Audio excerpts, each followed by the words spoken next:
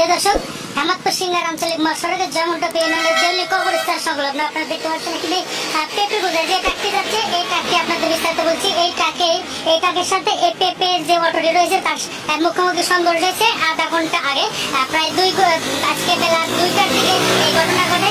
এবং এই যে পেঁপে যে গাড়ি দেখছেন অটো গাড়িটি, সেই অটো গাড়িটি পেঁপে নিয়ে ধল্লা ইউনিয়নের খাসিরচর গ্রাম থেকে, আপনারা জানেন জয়মন্টপের যে পেঁপের আড়ত রয়েছে, সেই পেঁপে আড়তে আসার জন্য তারা আসতেছিল এবং সিঙ্গার থেকে যে ট্রাকটি পিকআপ, সেই পিকআপে কিন্তু ঢাকায় যাওয়ার পথে তাদের সাথে মুখোমুখি সংঘর্ষ করে এই পিকআপের যে ড্রাইভার রয়েছে এবং আরেকজন রয়েছে, তারা মারাত্মকভাবে গুরুতর আহত হয়েছেন এবং সিঙ্গার জেলা স্বাস্থ্য কমপ্লেক্স এবং সাভার স্বাস্থ্য কমপ্লেক্সে সাভার বেসরকারি হাসপাতাল নেওয়া হয়েছে।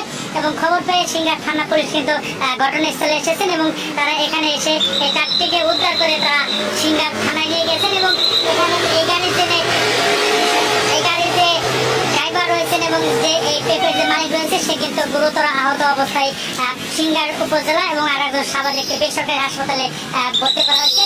আজ 18 সেপ্টেম্বর হেমাদপুর সিঙ্গার আঞ্চলিক মহাসড়কের জয়মন্টপ ইউনিয়নের দেউলি কবরস্থান সংলগ্ন, আমরা যে দেখতে পাচ্ছেন দেউলি কবরস্থান সংলগ্ন, সেই দেউলি কবরস্থান সংলগ্ন এই ঘটনা ঘটে। এখানে কিন্তু আসলে বেশ মানে যে দুর্ঘটনার যে কয়েকটি স্থান রয়েছে এখানে তার মধ্যে একটি অন্যতম এই জায়গা কিন্তু দুর্ঘটনা ঘটে। এখানে সিঙ্গার থানার সাব ইন্সপেক্টর মনোহর আলী তিনি এসেছেন।